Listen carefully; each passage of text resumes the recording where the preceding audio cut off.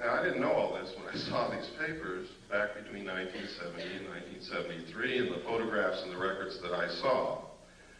This information came out during my research over the last 18 years. So it's something that has to be considered. I have to tell you that the intelligence communities, the powerful people in this world, have the capabilities to do this, to perpetrate such a hoax. They can do it. They have methods and ways to make us believe damn near anything they want to. But I will tell you this. The only question is whether extraterrestrials are real or not. There is no question whatsoever about the craft. The craft are real. They've been seen by millions of people all over the world. Credible people, military people, doctors, lawyers, bag ladies, elevator repairmen, people who work in grocery stores, heads of colleges, politicians, Jimmy Carter, Ronald Reagan, and many others. Now, Jimmy Carter said he saw a UFO before he was elected president. Now, if he's not credible, why did you elect him?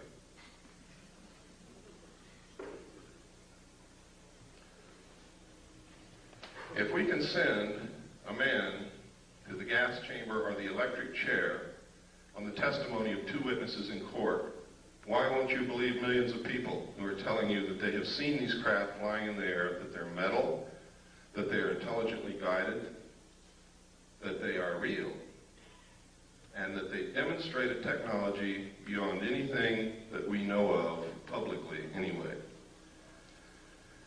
I can tell you that we have this technology in the United States. It is being flown in an area called Area 51, Groom Dry Lake, in the Nevada Test Range in the state of Nevada. I have seen it fly. Many other people have seen it fly. I have a photograph of it in my book. I also have a drawing given to me by one of the people who have been there and touched it and seen it. The drawing matches the craft in flight exactly. I'm also going to show you a videotape of another craft, what they call a cigar-shaped craft, above the test site here in just a few moments.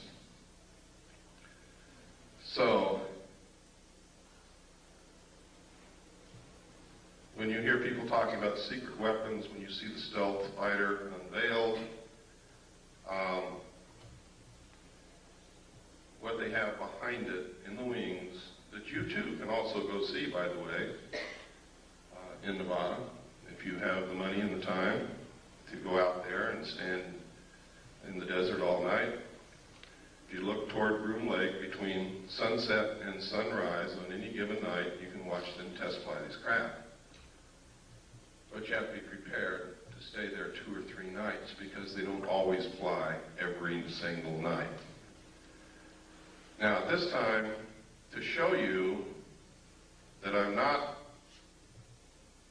so far out in left field that you could turn it off, I'm going to show you a tape now, and this tape is going to prove to you that the government's been lying to you for a lot of years. Now, when I say the government, I don't mean our constitutionally authorized and legal and lawful government.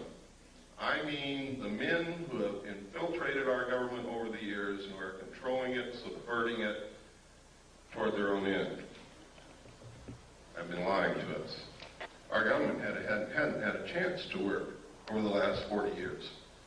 And you're going to see why. What I'm going to show you is a tape of the Kennedy assassination. It's not a tape that you've ever seen before. I hope you will pardon the editing because I'm not a professional editor and I have to do this at home because I cannot let this tape out of my possession because that would be totally irresponsible and it would probably disappear. Keep your eyes on the driver of the car. Do not watch Kennedy. Don't look around at the scenery. Keep your eyes on the driver of the car. That's important. They have always known who killed Kennedy, and they have covered it up for all these years. Okay, if we have the lights off, and please run the Kennedy tape. Can that door be closed?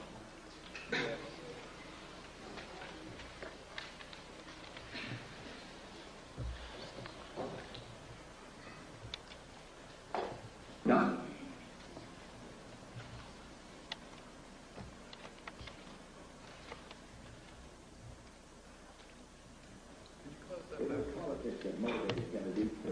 Can you turn up the volume, please?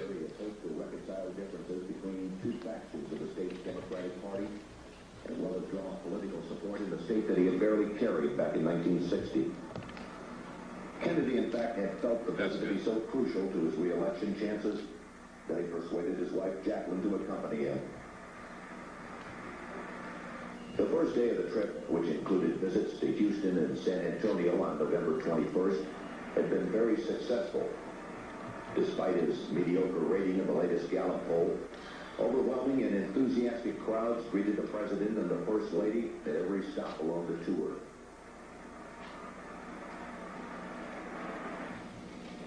Late in the morning of Friday, November 22nd, the presidential party arrived at Dallas's Love Field, where the president was again met by a large and exuberant crowd. After taking time out to shake hands, the Kennedys, along with Texas Governor John Connally and his wife Nellie, stepped into a waiting limousine which would take them through the downtown district on the way to the city's Trade Mart, where the president was to give a luncheon speech. As the motorcade made its way through the streets of Dallas, it was obvious that Kennedy's trip was a tremendous success.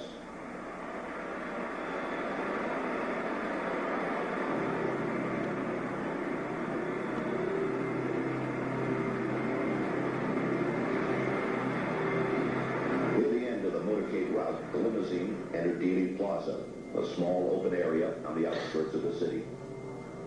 After turning right onto Houston Street, the president's car traveled one short block and then turned very sharply left onto Elm Street, where it passed beneath the Texas School Book Depository. It was 12:30 p.m. Central Standard Time. At this point, Abraham Zapruder, a Dallas clothing manufacturer who watched the motorcade from atop a grassy slope to the west of the book depository, turned on his 8mm Bell & Howell movie camera. Focusing his telephoto lens on the president, Zapruder captured the most shocking and sensational piece of film in history.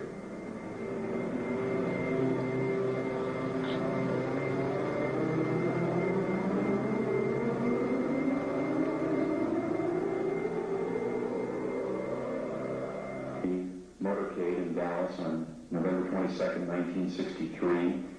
As the presidential car passes behind the freeway sign, President Kennedy is struck in the throat by a bullet that was fired from the grassy knoll.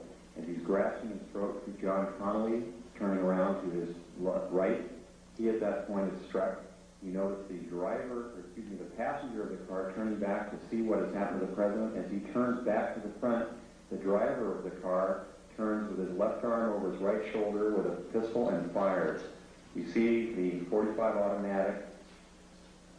caliber nickel-plated automatic weapon in his left hand. He's firing over his right shoulder. You see it in relief. You see his head pointing backwards towards the president.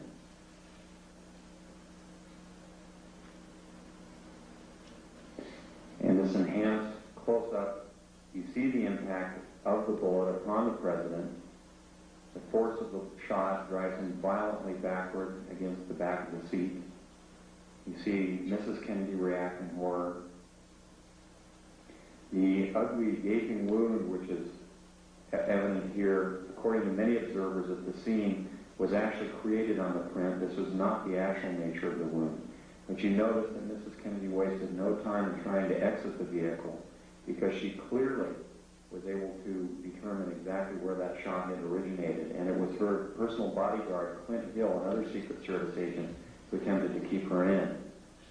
What the arrow is indicating here is what appears to be the outline of a man, a hat, and his rifle. The arrow is pointing to the rifle barrel of the man in the bushes who possibly was the rifleman on the grassy knoll who fired that shot. Another view taken by another photographer. Again, you see Mrs. Kennedy trying to exit the vehicle at all times. Here you see the passenger in the front turning back, looking at the president. Instead of jumping back to assist him, he turns forward. The driver is now rotating. The weapon comes into view and he fires. You'll see this repeatedly in these sequences. Kennedy's been shot in the throat. He's leaning to his left. The driver now begins to rotate. His left arm comes over his right shoulder and he fires now. Again, you see the driver rotate. You see the weapon come into view. He's rotating again. The weapon is in view. He fires. You can clearly see his head turning and his arm and the weapon extending into view over his right shoulder. Many of the witnesses indicated that the car slowed almost to a virtual halt at about this point. And here in the normal version, you see how much more quickly it is speeded up. It's much harder to determine. Many of the people who asked the question why Jackie Kennedy did not.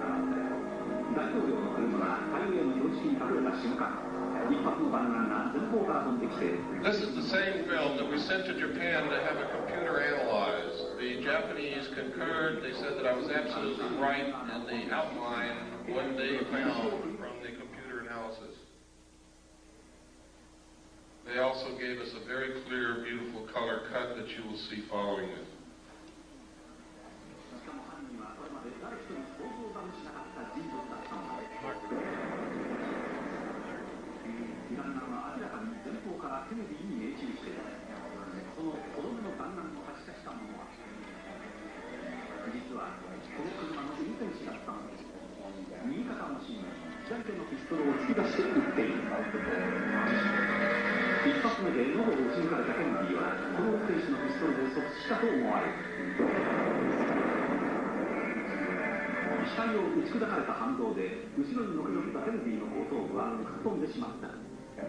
Here, according to many observers, 目の前で真犯人を目撃してしまったジャクリーン夫人は自分の身の危険を悟って車から逃がそうとした。だがすぐ後ろからつけてきたシークレットサービスによって押し戻され、レッキに逃げるチャンスを失ってしまった。このシーンの中に一発目の弾丸を発射した真犯人が映っている。登山帽をかぶり、ライフルを構えているのがわかる。And his rifle, the arrow. おそらくこの組織が最初にケネディの喉を撃ち抜いたのだ。On the graph, you know who fired that shot. Another. 別のフィルムでもシークレットサービスが合わせてジャクリーン夫人を阻止しようと飛び乗るのが映っている。ここで決定的な瞬間をより鮮明なフィルムで見て、画面右端の運転手が飛び乗り、片腰にピストルで撃つのが見える。画面の右端に見える運転手の動作に注意するとわかる。ハンドルを握った右腕の芯に左手でピストルを突き出している。もう一度見てみよう。まもなく運転手の頭が後ろを振り向くと同時に肩のところに白く光るピストルが出てくるのが見える。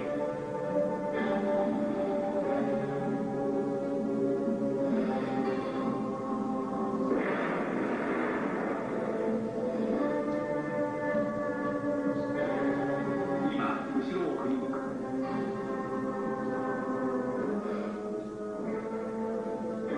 同じシーンを何度か繰り返しているとよくわかる。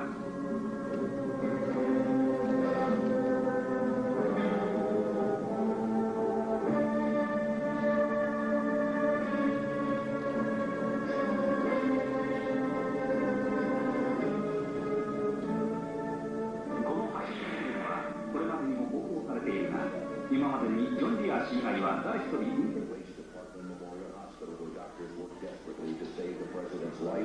and to care for Governor Conley, who was also seriously injured in the shooting.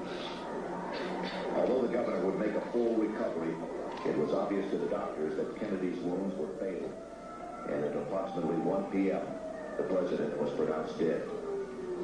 Forth from this time and place to friend and foe alike, that the torch has been passed to a new generation of Americans born in this century, tempered by war, disciplined by a hard and bitter peace, proud of our ancient heritage, and unwilling to witness or permit the slow undoing of those human rights to which this nation has always been committed and to which we are committed today at home and around the world. What began with such promise, however, would end less than 3 years later in tragedy. On November 22nd, 1963, President John F. Kennedy was assassinated, shot to death while riding in an open limousine through the city streets of Dallas, Texas. The death of such a young and vigorous leader was an overwhelming event which stunned both the nation and the world. In the years that followed, though, the Kennedy assassination became much more than a national tragedy. When viewed in light of later assassinations, the war in Vietnam,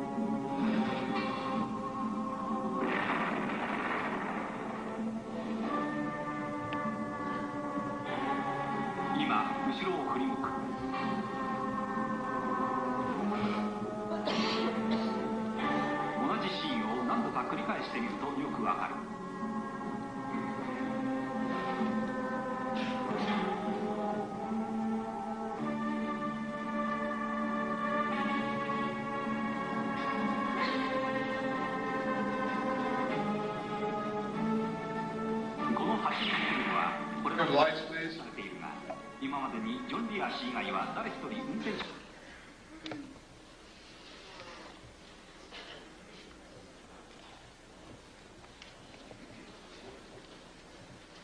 While I was with the Office of Naval Intelligence attached to the Commander-in-Chief of the United States Pacific Fleet staff, I saw documents that stated with no hesitation whatsoever, with clear understanding, that President Kennedy was killed by William Greer, the Secret Service agent driving his limousine in the motorcade.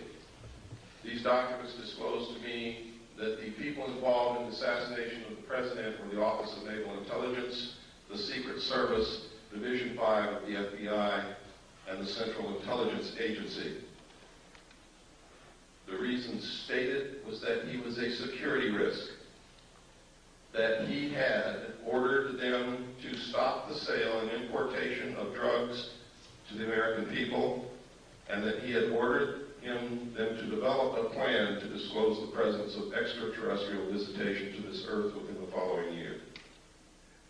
He had also ordered a printing of legally constitutional silver-backed money, which is not in the best interest of the world bankers or the power structure or the Federal Reserve, which is not an agency of the federal government, but is a private corporation run, and the stock is held and owned by bankers, most of whom are European bankers controlled by the House of Rothschild. They pay no taxes on the national debt that we pay them and the money that they earn from the interest. So they were dead set against the printing of this money. Kennedy had also discovered what the CIA had been doing for many years. You see, being president, you get to open a lot of drawers that nobody usually gets to open. And he had informed the CIA that he had intended, and he said this publicly, by the way, that he intended to disband the CIA and scatter it in 1,000 different directions. So you see, he made some pretty big enemies. And there were some pretty powerful people who thought that he needed to be killed. Many of you saw this and found this out for the first time today. How many of you are upset by this? I I am. I have been ever since I saw those documents. I've been terribly upset. In fact, in my book, I enclose parts of my service record in the appendix. You can see the exact day that I found out that the Office of Naval Intelligence was involved in the assassination of President Kennedy. I went over the hill with no intention of coming back. It was my good friend Robert Swan who talked me into returning so that I can do what I'm doing today. He said, Bill, you can't help anybody if you're in jail, and that's where you're going if you don't go back. So I went back after 8 days. But you can see the exact day in 1971 when I saw the document that told me who killed President Kennedy. Let's take about a 5-minute break. Let's take a 10-minute break.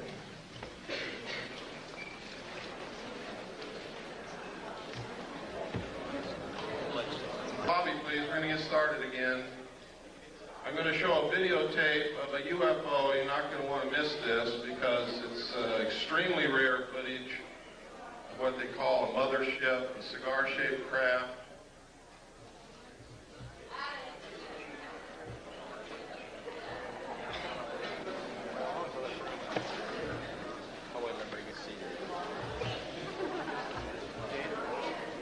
Close that door. Sure.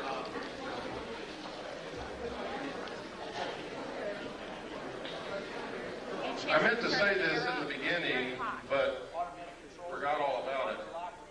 For those of you who have ordered my book, all the paperback books that were ordered have been sent. They've been sent for over a week. So if you ordered it and haven't got it, it's probably in your mailbox right this moment waiting for you to come home, or will be there in the next couple of days. The hardback books are printed, but they are not bound yet. They will not be sent for another 2 weeks.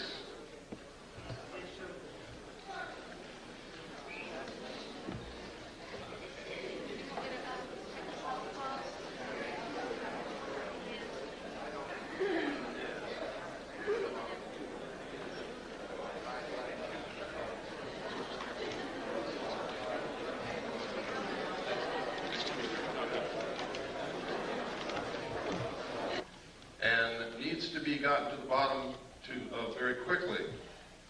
And that is that some people are coming forward and telling us that they're being abducted by alien beings and taken aboard their spacecraft. They're literally helpless. They can't move. Their clothes are taken off. They're given medical examinations. Some people are operated upon. Samples of their tissue is taken. Sometimes sperm and ova is harvested. Sometimes females are impregnated. It's all medical fact that these things are happening. It is not a joke.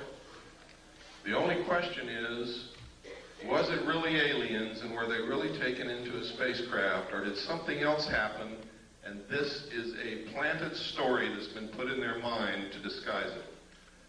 You see, this is a classic thing that they do in brainwashing. If they want to cover something up, they just put a different memory in your mind. Now that sounds difficult, sounds impossible, but if you go read the books that have been published by people who have participated in mind control experimentation, and the documents that have been released under the Freedom of Information Act, this is not a joke. They can do it, have done it, and will do it again in the future. Now, if this is a hoax, if it's the biggest hoax that's ever been perpetrated in the history of the world in order to create an alien threat from outer space in the consciousness of humanity so that we'll accept the elimination of the sovereignty of nations, the destruction of our Constitution, and will accept a one-world government wherein we may not have the freedoms that we have now in order to face this alien threat together as one humanity. If it's a hoax, that means we're being manipulated on the grandest scale in history, that people are being hurt, that their minds are being screwed with. And if this is happening, we have to find out if it's really happening. We have to be able to gather enough facts to prove it, and we've got to stop it. If, on the other hand, these are really extraterrestrials that are doing these things, we have to find out why. Because these people are being implanted with very small devices, about the size of a small BB, that are literally microchips in the brain.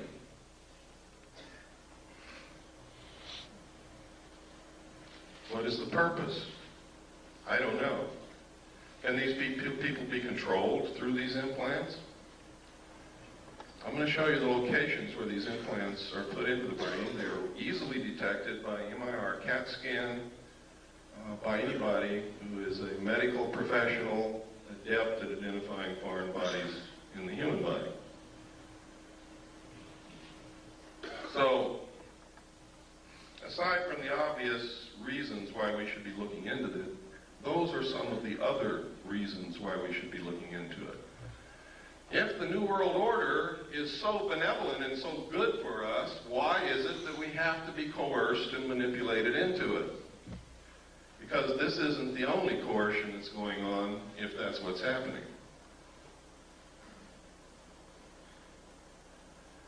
Now I'm going to preface what I'm going to say next, because I'm going to talk about the war in the Middle East for a few minutes. I'm going to preface what I'm going to say next with this statement. I was in the military. I'm a veteran. I support the Constitution and the government of the United States of America and will fight anyone who attempts to overthrow it or destroy it. I am for our troops in the Middle East. I am for them. I hope that not a one of them gets killed. And as long as we're engaged in battle, I hope that we win. But I'm going to tell you right now, we are not there for the reasons that you've been told. And let me give you a little history of this. Number one, George Bush comes on television and tells you that we have to send troops to the Middle East because Hussein wants to raise the price of oil and we can't afford that. That's what he said. It's on tape. It's documented. Next, he says, oh, it wasn't the oil that we sent the troops there for. It's because Hussein was not going to stop with Kuwait. He was going to go into Saudi Arabia. We're there for defensive purposes. People questioned that. The next statement came from Baker, James Baker, the Secretary of State, who said, we're not there for oil, we're not there to defend Kuwait, it's jobs. We're there for jobs. Then at a press conference, Bush said, and I quote, some people just don't get the message. It's not oil. It's not to defend Saudi Arabia, and it's not jobs. We're there to prevent this kind of naked aggression.